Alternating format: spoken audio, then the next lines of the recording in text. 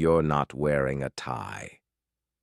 That was the first thing Evelyn Hartman said when she opened the door to her penthouse and found a man standing there with calloused hands, a duffel bag slung over one shoulder, and a little barefoot girl clinging to his side. The man blinked slowly like her words were filtering through molasses. "No, ma'am," he replied, voice low, calm, unmistakably Southern. "But I brought a harmonica and a first aid kit. Figured one of them might be useful." She stared, not at the harmonica, which peeked from his chest pocket like some antique badge of sentimentality, not even at the heavy work boots tracking invisible dust onto her marble floor. No. She stared at the child, a tiny girl with auburn, curls, bare feet, and wide, unblinking eyes. She held something in her small hand, blue and glinting, a string of beads. "I asked for a butler," Evelyn said flatly, her eyes narrowing. "Not this." The man nodded slowly. "Name's Caleb Monroe. I clean floors, fix things that hum when they shouldn't, and cook a decent stew. This here's Mira. She doesn't say much, but she's better at reading a room than most men I've met in board meetings." "I didn't request a family," Evelyn snapped. Caleb's face didn't change.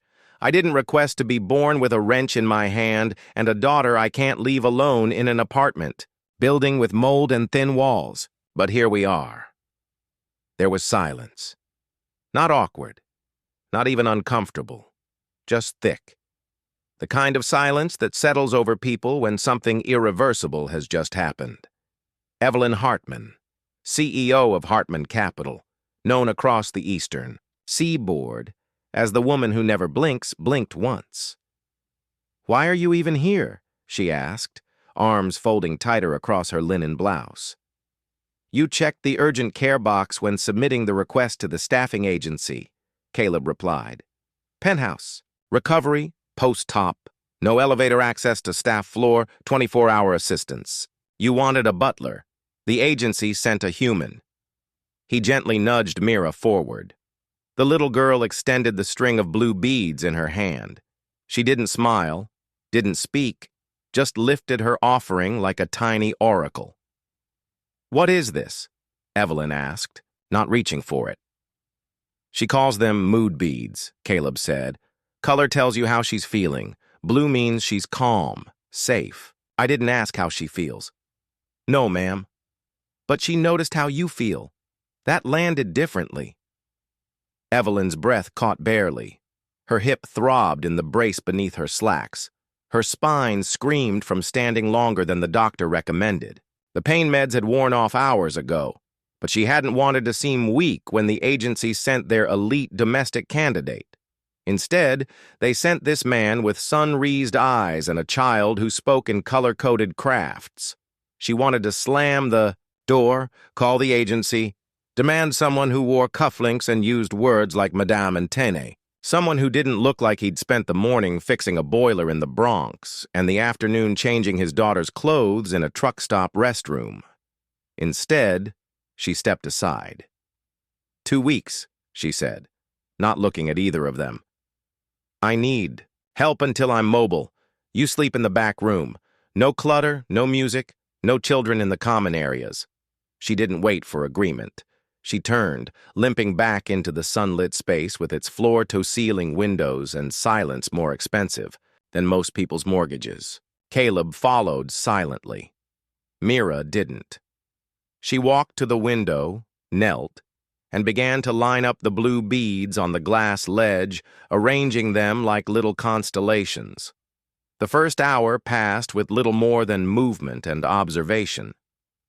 Caleb unpacked silently in the small utility room off the kitchen. He found the laundry chute, the water filter, the faulty cabinet hinge Evelyn had long since stopped noticing. Mira sat in the same spot by the window, rearranging beads like a silent ceremony. Evelyn lay on the long couch trying to focus on a spreadsheet while her pain flared and her jaw tensed from too many unsaid thoughts. "You were supposed to be invisible," she muttered aloud. Caleb, adjusting a crooked lampshade, glanced at her. "I don't do invisible," he said. but I do quiet. That had to help." She didn't answer. That night, Evelyn woke with a start. The penthouse was dark, quiet, too quiet. A ripple of pain moved down her leg, sharp and sudden. Her water bottle was empty. She cursed under her breath and reached for the cane. It wasn't there. She bit back a groan, trying to push up from the couch when a shadow appeared. "You all right?" Caleb's voice, low and non-invasive, came from the hallway. "I don't need help," she said. Teeth gritted. "You look like you need water. That's not the same." He walked past her, unfazed, opened the fridge, poured water into a glass, and placed it gently on the end table beside her. Then he placed the cane back within reach. "I clean, I cook, and sometimes I make people feel seen when they'd rather be invisible," he said almost to himself. "I didn't ask for that either." Caleb gave her a small smile, tired, but kind. "No, ma'am. But sometimes what we ask for ain't what we need." She couldn't sleep after that, not because of the pain, not even because of the stranger in her home. It was the girl, the barefoot child, now asleep on a pallet of blankets in the utility room who haunted her. Evelyn had met dozens of kids at charity galas, shiny, precocious, staged. But this one, this mirror, she'd walked into a cold marble penthouse and left warmth in the window. No words, no demands, just a single string of blue beads and a quiet that didn't ask for permission to exist. The next morning, Evelyn woke up to the smell of cinnamon and coffee. Real coffee, the kind that took time. She shuffled toward the kitchen and found Caleb humming lowly under his breath, spatula in one, hand harmonica peeking from his pocket. He looked like a man who'd spent his life in kitchens that smelled like family and sorrow and maybe one too many breakfasts for dinner. On the counter sat a plate of toast eggs and sliced apple with peanut butter. A presentation so humble it could have been insulting. Instead, it felt safe. "You made food. I noticed you skipped dinner and the meds say take with food." Evelyn stared at the plate. "Still not wearing a tie?" she murmured. Caleb shrugged. Didn't seem like the kind of house that needed one. He turned just as Mira walked in, clutching a new strand of beads. This time they were pale yellow. "What does that mean?" Evelyn asked before she could stop herself. Caleb glanced at the beads, then down at his daughter. He smiled. Hope. The second morning, Evelyn found herself waking not to her pain, but to the sound of small feet. Not running, not stomping, just padding. Bare, soft, deliberate. She lifted her head to find Mira kneeling by the tall window again. The morning, light, catching her curls like flame and glass. The girl was threading a new line of beads greens this time, with a single silver one placed right in the center. It wasn't just a craft. It was ritual. There was something reverent about the way she did it, like she was building meaning one beat at a time. Evelyn blinked. Her first instinct was to correct her. Children and tiny pieces didn't belong near $8,000 Persian rugs, but she didn't say anything, not yet. Instead, she watched how Mira held each bead up to the light before slipping it onto the string, watched how her fingers worked quickly but carefully. This wasn't a hobby, it was a language. And Evelyn Hartman, fluent in 6 financial dialects and the brutal grammar of corporate power, realized she didn't speak this one at all. She cleared her throat gently. Mira didn't look up. "You always do that in the morning?" Evelyn asked, keeping her tone as neutral as possible. No answer. Caleb's voice drifted in from the kitchen. "She makes one every day, sometimes 2. Each strand is different. Colors mean feelings. Silver in the middle means she's trying to hold it together." Evelyn turned her head, surprised he'd heard her from that far. He was rinsing a frying pan, the sleeves of his threadbare flannel rolled up. His arms looked strong.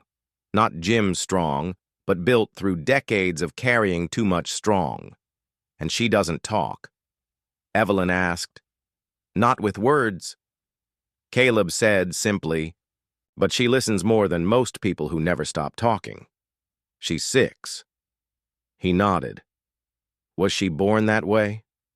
There was a pause, the kind that stretches just long enough to hint that you've stepped onto ground not yet earned.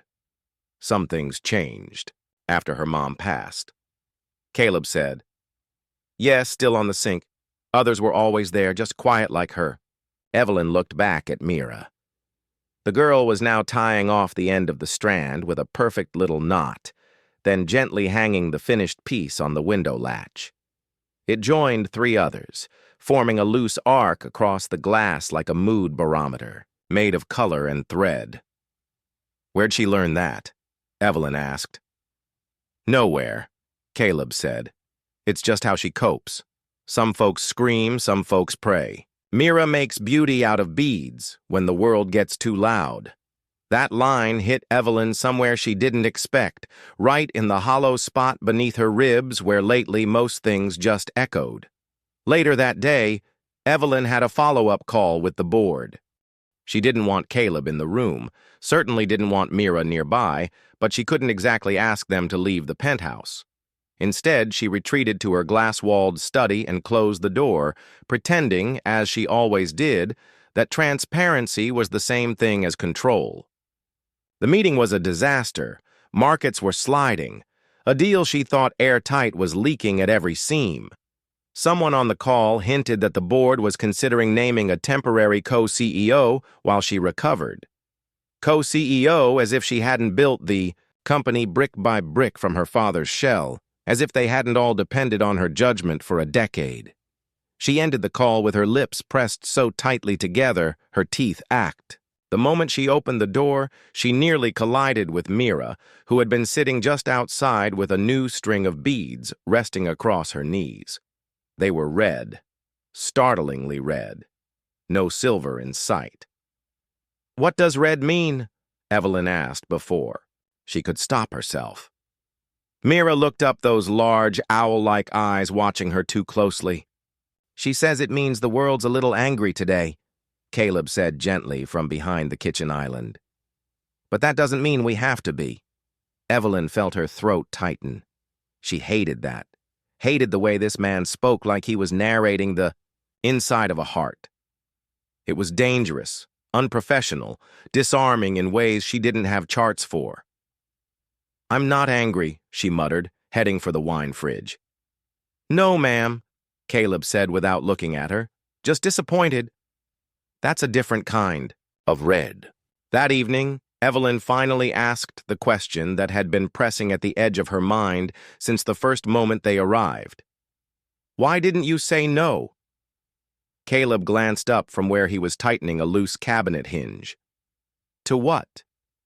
To this, she said, gesturing around the penthouse. To the job, to bringing your daughter into a place where she's not built to blend in. He wiped his hands on a dish towel before answering. 'Cause I've learned something, he said. Sometimes the places we least belong are the ones that need us most. Evelyn didn't speak for a long time. She just looked at him. Really looked at him. The crow's feet that deepened when he smiled, the quiet strength that radiated, even when he was silent, the way Mira curled into his side whenever she got too close to noise or strangers. He wasn't what she'd asked for, but somehow, without asking, he was already shifting something in the air. Before bed, Evelyn limped, past the window where the beads hung. She paused. 5 strands now, each a different shape, a different hue. A quiet conversation happening without her. She stood there longer than she meant to. Then, without understanding why, she reached out and gently touched the strand with the silver center. It felt warm, like it had caught sunlight no one saw. From across the room, Mira watched. She didn't smile, but she reached into her pouch, pulled out a new piece of string, and began again. Evelyn Hartman didn't believe in ghosts. Not the white sheet kind, not the rattling chains in the attic, but she believed in the kind that haunted differently regrets that sat beside you in silence. Memories that whistled through a room like wind under a locked door. And tonight, something ghostly stirred her from sleep. It wasn't a nightmare. It was music, faint, almost unsure of itself. A tune that tiptoed across the air like it wasn't entirely sure it had permission to be heard. She blinked into the dark. No lights, no motion, just that sound. Soft warbling, human raw, a harmonica. She eased off the couch with a groan.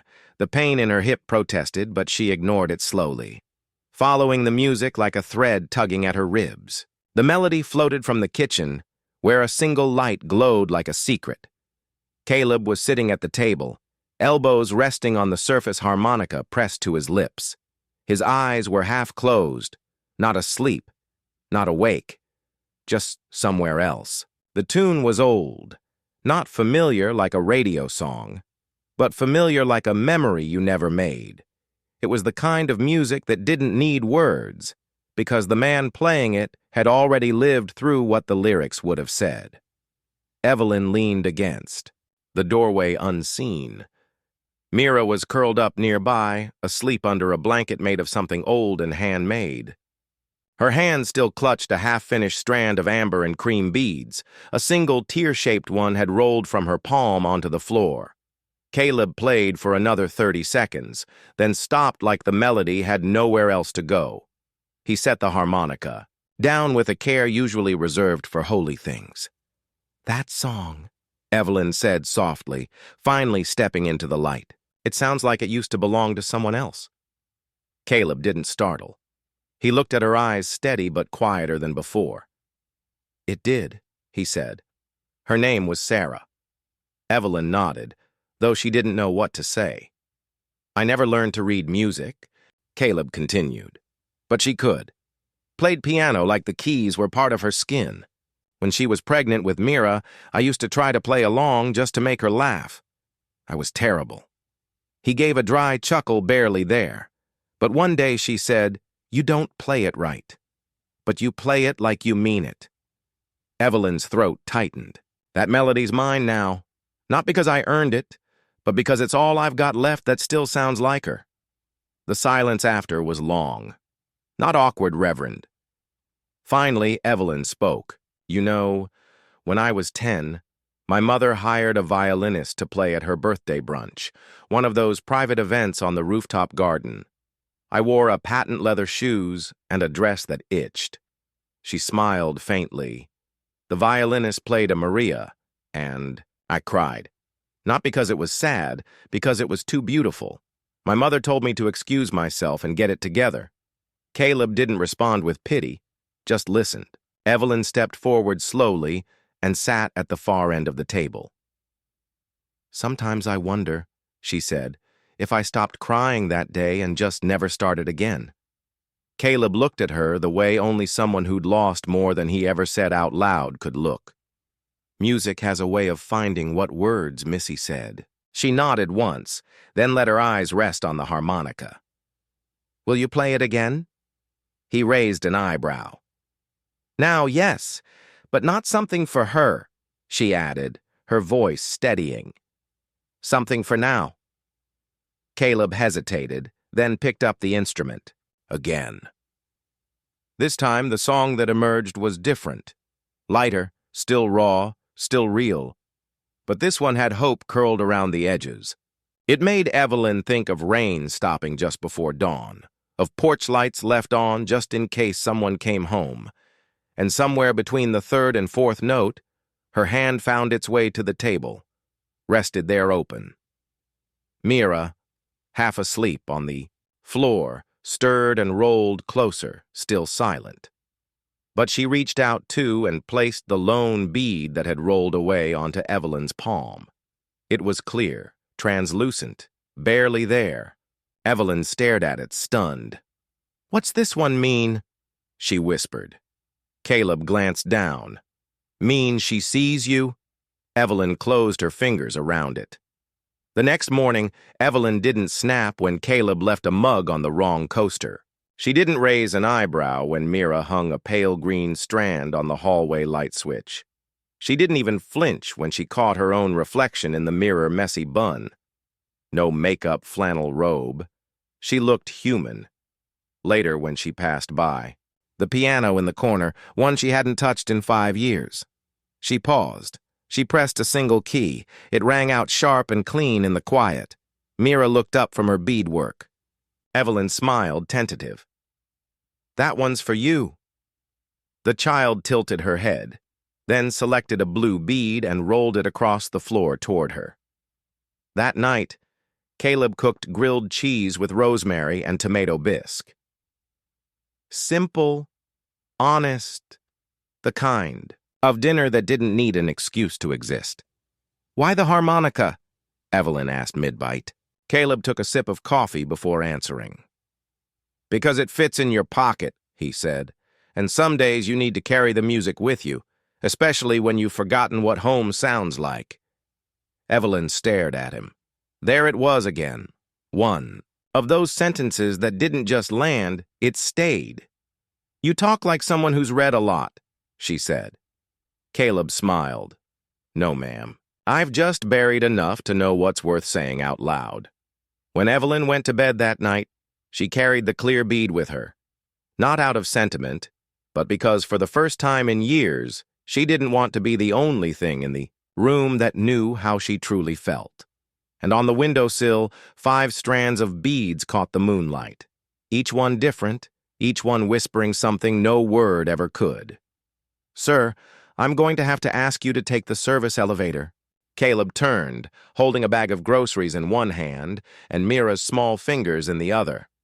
His boots had barely cleared the marble lobby floor when the building manager, sharp suit sharper frown, stepped in front of him like a traffic cone with a superiority complex. "The service elevator's out," Caleb said evenly. "Maintenance guy said it wouldn't be fixed until Friday." The man's expression tightened. "Even so, the main lobby is for residents and approved guests. Miss Hartman's temporary arrangement doesn't change. Building policy." Mira squeezed Caleb's hand. She didn't cry. She never did. But her grip spoke volumes. Caleb glanced down at her, then back up at the manager. "She's recovering from surgery. That makes me approved. And this one," he nudged his chin toward Mira, "is quieter than any CEO's Pomeranian I've had to dodge on this marble." A few residents lingered nearby, pretending to be on their phones, their ears clearly tuned in. One woman smirked, another scoffed. "I'm not going to argue," the manager said, lowering his voice. "But I think you understand what I'm saying." "I do," Caleb replied, voice steady. "You're saying that no matter what job I do or how quietly my daughter walks, we don't look like we belong here." The words landed with quiet force. The manager didn't reply. Caleb didn't push. He just turned and walked toward the elevator with the same steady stride that had carried him through worse. But what he didn't see, what he couldn't, was Evelyn Hartman standing in the far corner of the mezzanine above. She had seen everything, and she said nothing. That night, Evelyn sat at the edge of her bed, one hand on the clear bead Mira had, given her days before. It was smooth, cool, weightless, but tonight it felt heavier than usual. She thought about all the boardrooms she'd commanded, all the conferences where people whispered about her shoes, her face, her status. She'd built herself into an empire no one could touch. But she hadn't said a word when a man and his daughter were treated like shadows in a building she owned the lease to. "I am no one's savior," she told herself. Still, she couldn't sleep. The next morning, Caleb was already packing. 2 duffel bags at the door. The harmonica was gone from the counter. Mira wasn't stringing beads. She was sitting silently beside the couch arms wrapped around her knees. "You're leaving?" Evelyn asked, trying to keep her tone neutral. Caleb didn't look up. "You brought us into your home, Miss Hartman. You've been generous, but we're not a good fit here. And I think we both knew it from the start." Evelyn took a step forward. "You don't get to decide that on your own." Caleb paused. don't I? He turned slowly, finally meeting her gaze. I'm a janitor. I fix things. I sweep floors. I don't fit in places where people whisper when I walk through the lobby. That's not what I... But it is what happened. Evelyn clenched, her jaw. I can fix it. Caleb gave her a look that was more sad than angry. You shouldn't have to fix it. It shouldn't be broken in the first place. His voice wasn't raised. It was calm, steady, the kind that hits harder than shouting ever could. You think I didn't notice? He continued. When you stood there yesterday and watched them talk down to us like we were smudges on the marble? Evelyn said nothing. Look, he said softer now. You've got a good heart, you really do. But hearts don't change people's minds, not always. And I can't let Mira grow up thinking that being quiet means being invisible. He turned back to his bag. That's when Mira stood up. She walked past both of them, opened the drawer near the window and pulled out a fresh string of beads. She walked to Evelyn, held it out yellow with a single white bead in the center. She made that this morning, Caleb murmured. Yellow means she's trying to be brave. White in the middle means she's not sure who to trust yet. Evelyn knelt slowly, pain flaring through her hip. She took the beads with trembling fingers. I should have said something, she whispered. Mira didn't reply, but her small hand reached out and touched Evelyn's arm. Just once. Then she walked back to the window and resumed her beadwork as if saying, this isn't over, but it's not ruined either. Later that day, Evelyn made a call, a personal one, to the building management company. She used no titles, no threats, only this. His name is Caleb Monroe. His daughter's name is Mira. They are my guests, and if I ever hear that they were treated as anything less again, I will terminate every contract this building is built on. Do you understand me? There was silence on the other end. Then an immediate trembling. Yes. She didn't hang up. She ended the call. And for the first time in a long time, Evelyn Hartman felt like something in her spine had reawakened. That evening, she came home with a paper bag tucked under her arm. No assistant, no briefcase, just her. Caleb was in the kitchen washing dishes. Mira was humming soft, tuneless, but beautiful in the hallway. Evelyn set the bag down. Dinner, she said. Caleb turned eyebrow raised. You cook now, I Uber Eats. But I pick with intention. She pulled out 2 cartons of chicken pot pie and 1 tiny cup of lemon sorbet. Comfort food, she added. Apparently, I'm trying that. Caleb chuckled once. You didn't have to. I didn't, she replied. But I wanted to. There was a beat of silence. Then she added, and I called the management. Caleb stopped drying the plate in his hand. Evelyn looked him in the eye. You were right. I should have said something, so I did. He looked at her for a long time, then nodded once. Thank you, he said. Evelyn nodded back. Don't thank me. Just stay, both of you, please. That night, Mira hung a new strand on the window. Blue beads, 2 white ones in the middle and 1 silver. Evelyn looked at Caleb. What's that one say? He smiled softly. She feels safe, curious, and watched over. Evelyn looked back at the strand. Watched over. Maybe that was a new kind of music, one she hadn't learned how to play yet. But maybe, just maybe, she was learning. The ballroom sparkled, like a jewelry box someone had shaken open. Chandeliers dripped crystal. Waiters glided across the floor like chess pieces in tailored black. The smell of perfume and fresh-cut pays hung thick in the air, and the sound of champagne flutes clinking, mingled with low laughter and polished introductions. And Mira Monroe was already starting to come undone. She stood at the edge of the room, her hand clenched around the end of her dress, not because she was nervous, but because everything was too much, too loud, too bright, too close. Evelyn hadn't noticed it yet, She was mid-con conversation with a hedge fund partner, her smile sharp and strategic. Caleb stood nearby, Mira's coat slung over his arm, eyes never leaving his daughter. He saw it in her first, the way her shoulders crept up toward her ears, the way her jaw tightened. She was trying hard. He leaned down.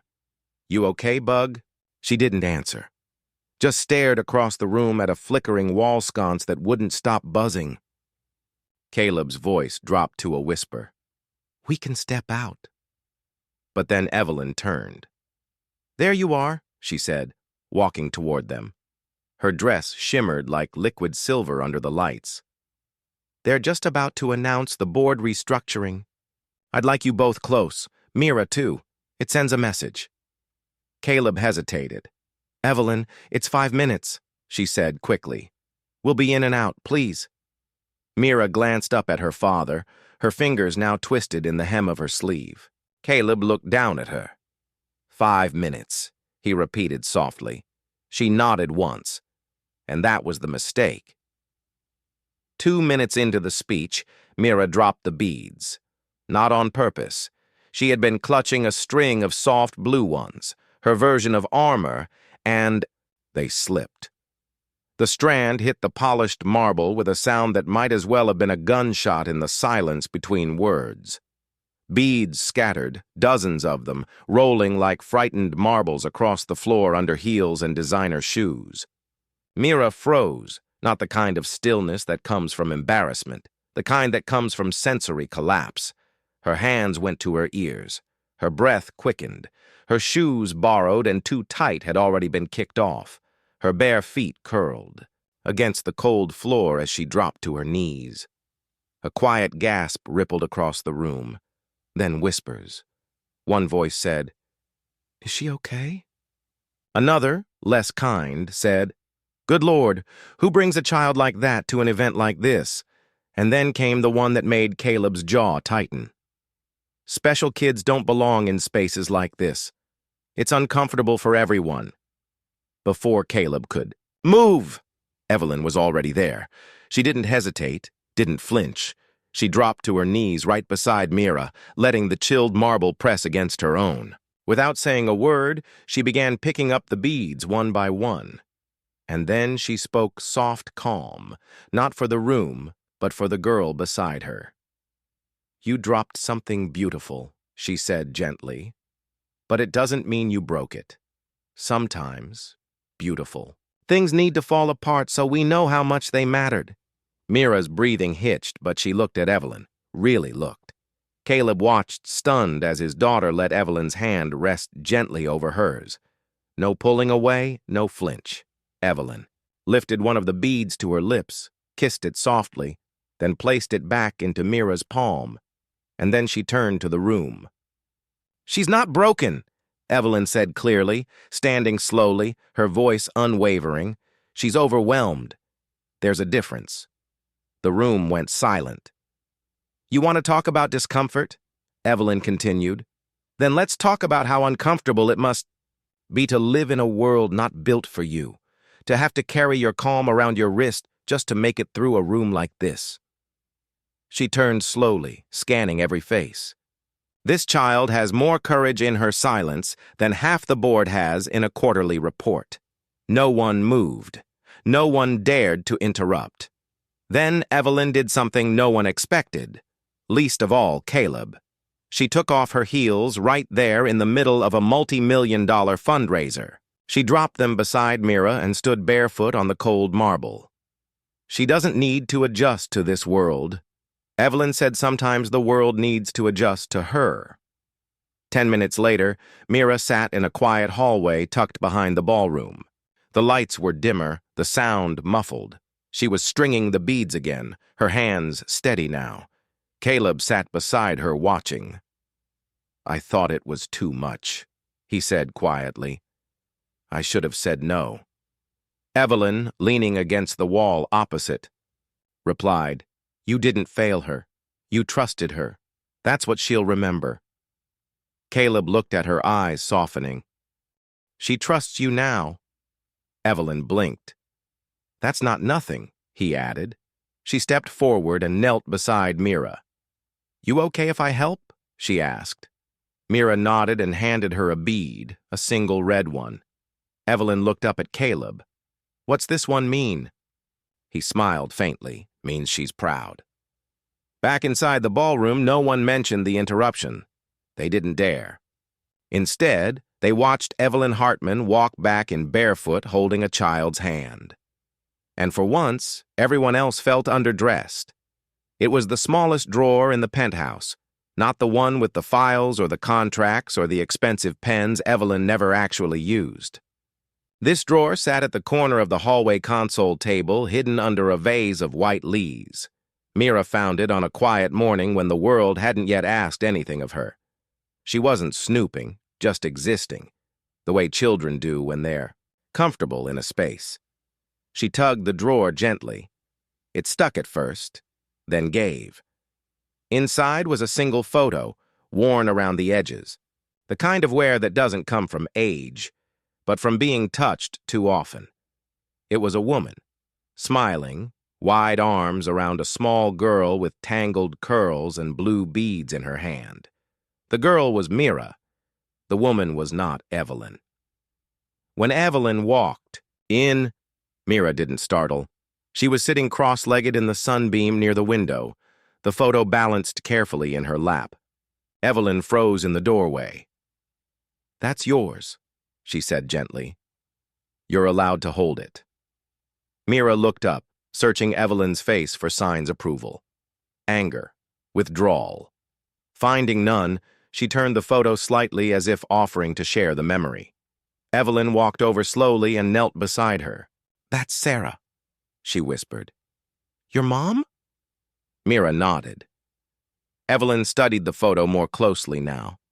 There was a softness to the woman's face, a light in her smile that seemed to echo in Mira's eyes. She was holding the little girl like she was both fragile and fierce, like the world could try its worst, but she'd never let go. She looks like she laughed a lot, Evelyn murmured. She did. The voice came from behind them. Caleb stood in the archway, his expression unreadable. She laughed like it cost her nothing, he said quietly. Even when it did. Evelyn looked up at him, but said nothing. Caleb came closer, crouching beside Mira, gently brushing a curl from her forehead. She started making bead chains after Sarah passed, he said. That one she's holding was the last one Sarah helped her finish. Evelyn's heart twisted. She never told me? She doesn't talk about that day, Caleb replied. But sometimes she leaves one of those beads in a place that hurts, like a way of saying, I remember you. Even if no one else does. Later that afternoon, Evelyn found herself sitting alone on the balcony, the photo still resting in her hands. She stared at it like it might speak to her, like it might explain something no one else could. Then Caleb stepped out, 2 mugs of tea in hand. Mint and ginger, he said, offering one. Good for thinking. Evelyn took it without a word. For a long moment they sat in silence, the city breathing below them. Do you know what it's like to be around someone who makes you wish you were a better person? Evelyn asked suddenly. Caleb didn't answer right away.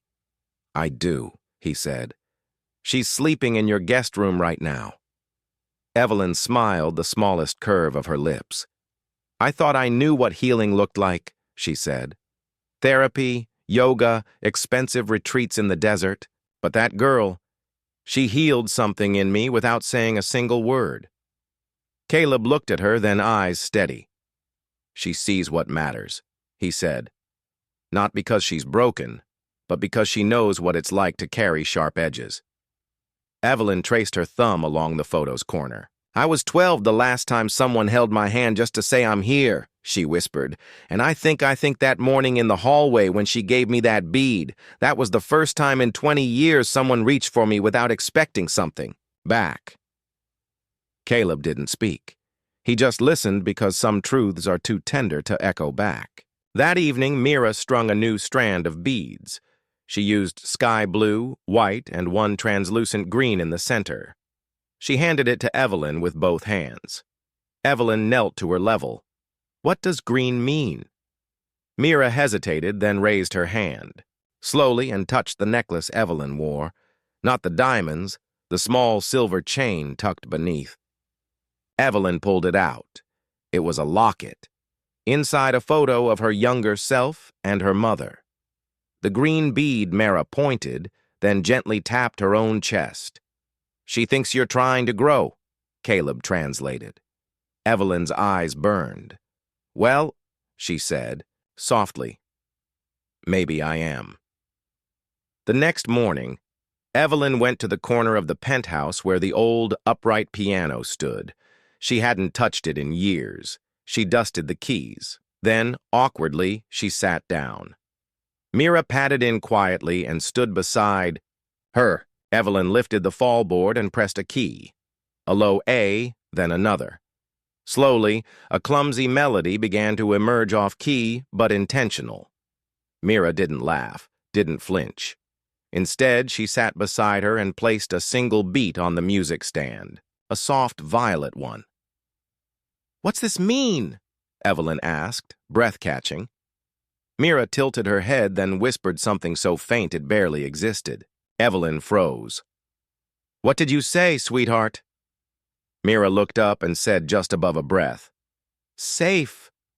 It was her first word in months, and Evelyn. Evelyn couldn't hold the tears back this time.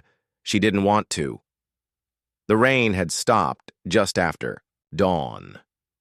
It left behind a city washed clean rooftops, still dripping windows fogged with the last breath of the storm. Evelyn stood barefoot on the marble floor of her penthouse, watching the light break through the clouds like it was learning to be brave again. Behind her, Caleb knelt by the rusted toolbox he'd carried up that morning. "You don't have to fix it," she said, arms crossed, not looking back. He didn't answer right away, just tightened the belt around his waist and tugged on a pair of work gloves. "The glass is cracked," he said simply. "When the wind blows hard, it sings like it's mourning something." Evelyn blinked slowly. "And you can fix that." "I know how to quiet things," he replied, "even when they're broken." The balcony window had been a quiet sore spot since her surgery.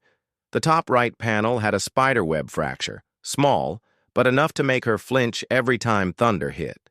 Caleb set to work carefully removing the trim with practiced hands. Mira sat nearby, legs crossed, sorting beads in small color-coded trays. She hummed softly. No tune, just presence. Evelyn hovered in the doorway. "Is this what you used to do before janitor shifts and makeshift harmonas?" Caleb chuckled under his breath. "Carpentry, custom interiors. I liked giving people space that felt like theirs, even if they didn't know how to ask for it." She tilted her head. "You speak like someone who builds more than cabinets. I used to think every broken thing deserved a second try," he said. "Then Sarah died, and for a while I didn't believe in fixing anything." The room quieted. Mira picked up a length of thread, her small fingers weaving shades of blue with precise, patient rhythm. Saruan, cobalt, sky, turquoise, one after another, a language without words. Evelyn walked over slowly and crouched beside her. "That's beautiful," she whispered. Mira didn't respond, but didn't pull away either. Evelyn studied the emerging pattern. "Why blue today?" The little girl paused, then after a long breath, pointed toward the window. Evelyn followed her gaze. The city was framed in light, now rooftops glowing gold, the skyline crisp and alive. Mira tapped the glass, then gently pressed a bead against the panel Caleb had just cleared. It clung there, stuck with a small dab of clear wax. Then another, and another, until 5 soft blue beads lined the bottom edge of the window like tiny sentinels. Caleb turned and watched in silence.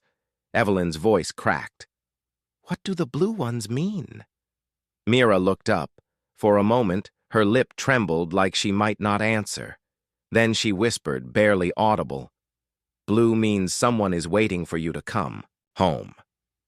The sentence landed with the weight of a piano.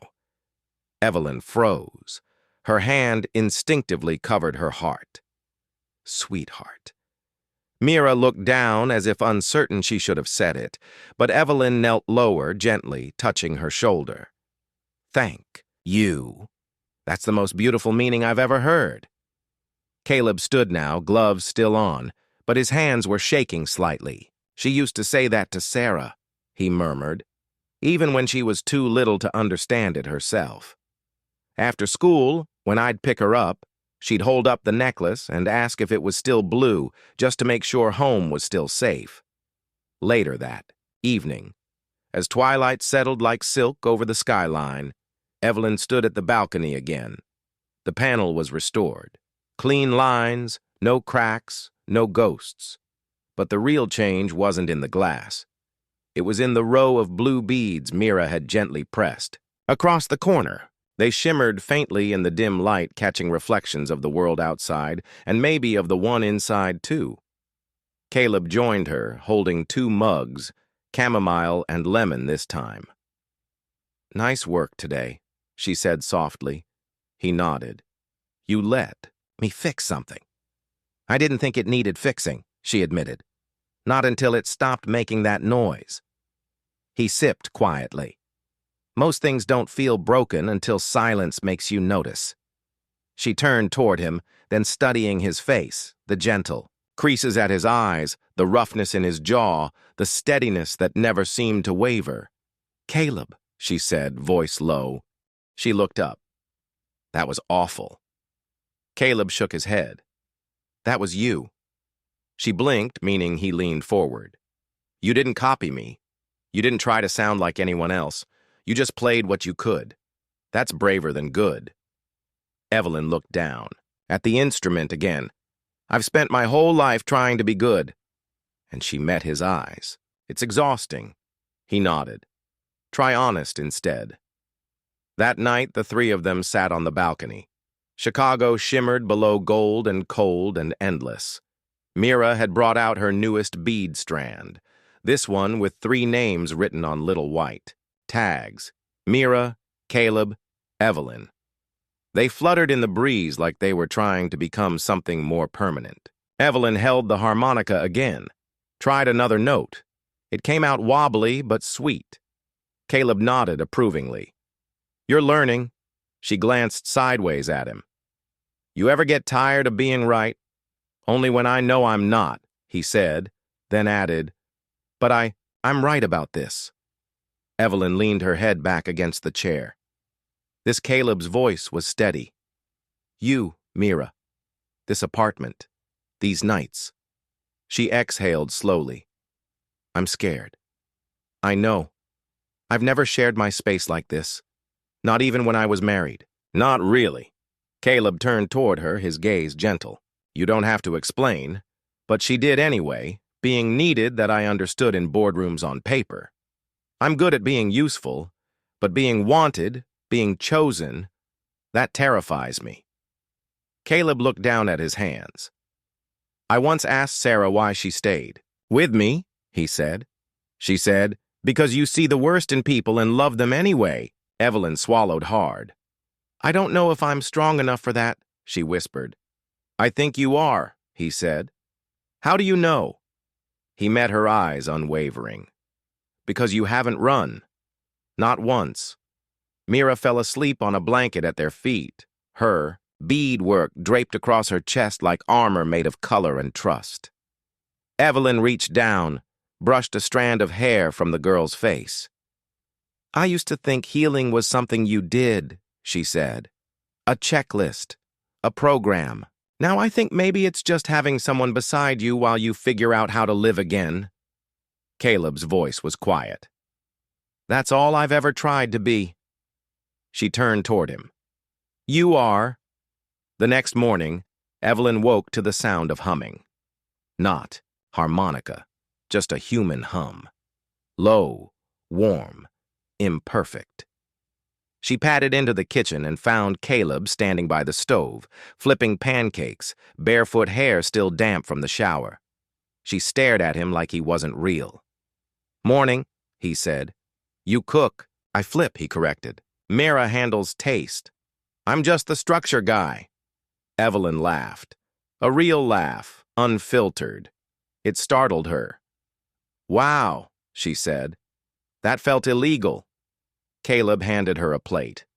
She sat, and for a moment, the world was exactly enough. Later that day, Evelyn was in her office when Mira appeared silently at the door holding something behind her back. Evelyn looked up. "Hey, sweetheart." Mira walked over and gently placed a new bracelet on the desk. It was made of 3 colors: soft blue cloud, white, and warm amber. Evelyn picked it up. "What does amber mean?" Mira didn't answer. Instead, she lifted her hand to her heart, then pointed to Evelyn. Evelyn blinked. "Me?" Mira nodded. "Amber means—" Mira took Evelyn's hand and placed it over her own chest, then whispered one word. "Stay." Evelyn's heart cracked open. It didn't break. It bloomed. That evening, she found Caleb by the piano tuning a string with the patience of a man who understood time wasn't the enemy. It was the tool. She walked over, sat beside him, held up the harmonica. "Tomorrow," she said. "Lesson 2. He turned to her, something unreadable in his eyes. "No," he said softly. "Tomorrow." Pause. Lesson finale. She raised an eyebrow. "Finale?" He smiled. "Because I think the song you're learning, it's not mine anymore. It's ours." Caleb had seen a lot of boxes in his life. Toolboxes, lunch boxes, moving boxes with dreams packed tight between duct tape and denial. But this one didn't rattle. It breathed. Evelyn handed it to him slowly. 2 hands, not one, like something delicate, something sacred. They stood in the living room, the early evening light pouring in behind her like a soft blessing. Mira sat quietly at the edge of the couch, her little feet swinging, eyes locked onto Caleb like she already knew what was inside that box. He looked at it for a long moment before speaking. "I didn't bring you anything." Evelyn's voice was steady but gentle. "You brought everything." He opened the box. Inside, nestled on a small piece of cream velvet, was a ring. Not gold, not silver, not diamond, glass, smooth, round, and faintly colored, made from the melted fragments of the bead strands Mira had once broken in panic and then gathered one by one. The soft blue, the amber, the green, the violet, all fused into one quiet promise. A mosaic of everything broken that had dared to become whole. Caleb blinked slowly. "You made this." "We made it," Evelyn said. Mira picked the colors. I picked the shape. He looked down at the ring, then back up. I'm not a man who knows what to say in moments like this." Evelyn stepped closer. "That's all right. I'm not a woman who needs grand speeches," he swallowed. "You really want this? I want someone who sees people the way you do. Someone who lets silence sit at the table and still feels full.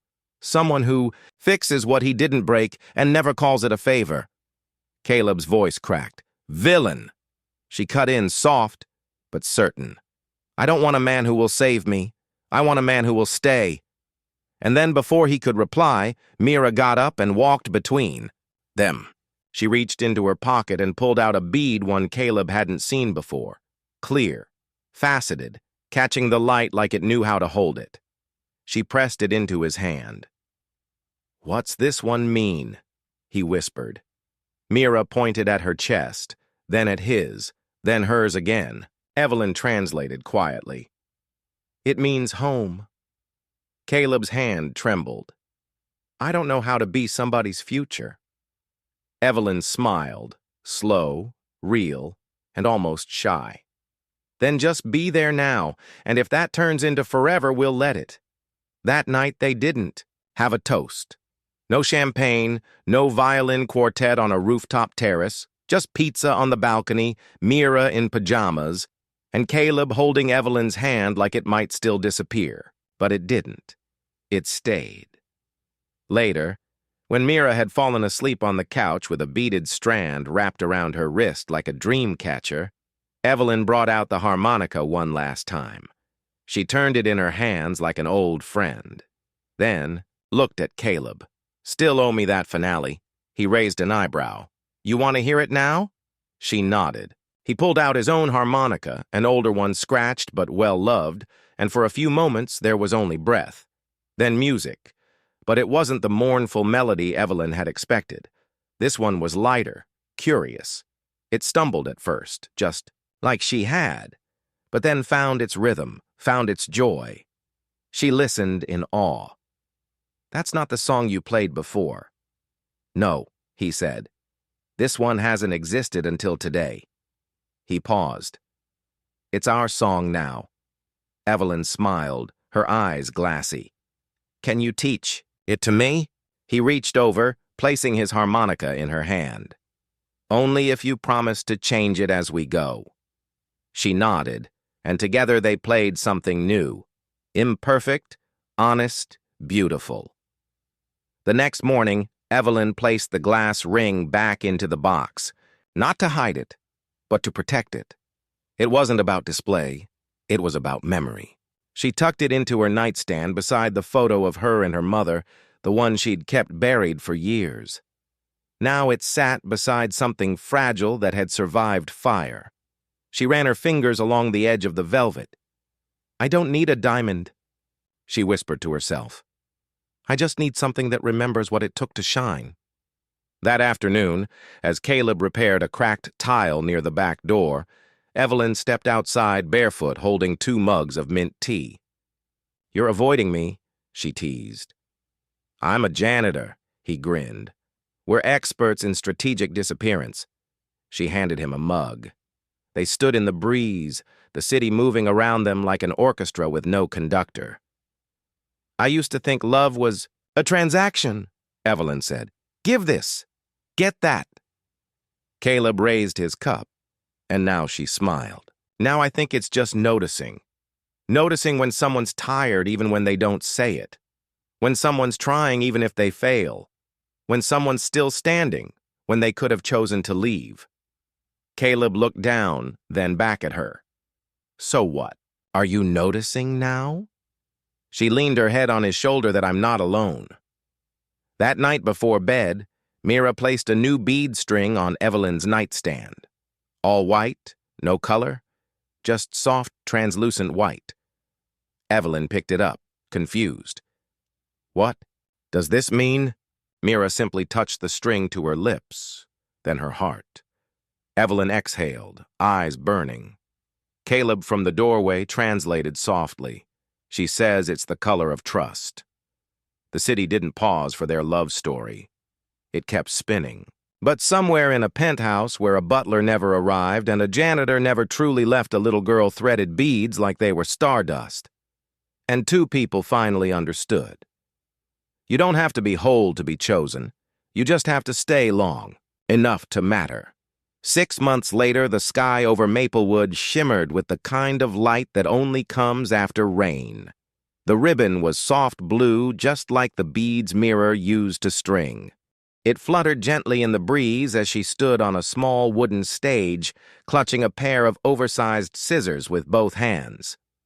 Her white dress was simple, barefoot as always, but today her eyes sparkled with the calm steadiness of someone who'd walked through a storm and remembered how to dance in the rain. Beside her, Evelyn adjusted the microphone, heart thudding like it had 6 months ago when Mira had whispered her first word. Ready, kiddo? Caleb asked softly, kneeling beside his daughter. Mira nodded, then looked up at the small sign carved into the archway behind her. The Mirabelle Room, a sensory haven for every child who feels too much. The crowd, mostly parents, educators, and volunteers, stood in quiet anticipation. Some held a tissue already pressed against their cheeks. Mira lifted the scissors and snipped the ribbon. A cheer rose, But Mira didn't flinch. She turned around and reached for Evelyn's hand, holding it like she'd been doing it her whole life. And Evelyn, who once thought emotions were weaknesses and children belonged in carefully scheduled corners, held on tight. Inside the center, laughter echoed off freshly painted walls in soft pastels. Kids ran across padded floors, tracing rainbow murals with their fingers. Rooms were designed for everything from quiet retreat pods to textured play panels and weighted blankets in every corner. In the music room, a worn harmonica sat beside a row of shiny new ones, all labeled property of Mr. Caleb. "Play it again," one of the kids cried, tugging at his sleeve. Caleb smiled and brought the harmonica to his lips. He played a gentle tune, half lullaby, half wind, rolling through prairie grass. The children stilled. Some swayed. One closed his eyes and whispered, "That feels like Grandma's house." At the window, Mira sat on a stool next to Evelyn. They were threading beads together, tiny glass pieces salvaged from the broken chandelier that had fallen the night Mira had her sensory meltdown. "Should we use this one?" "Next," Evelyn asked, holding up a shard of deep violet. Mira tilted her head, then carefully selected a yellow bead instead. "Why yellow?" Mira didn't speak. Instead, she touched Evelyn's cheek, then pointed toward the porch where Caleb stood waiting, arms folded, the setting sun casting his silhouette long and warm across the wood. "Because yellow means home," Evelyn murmured, voice catching.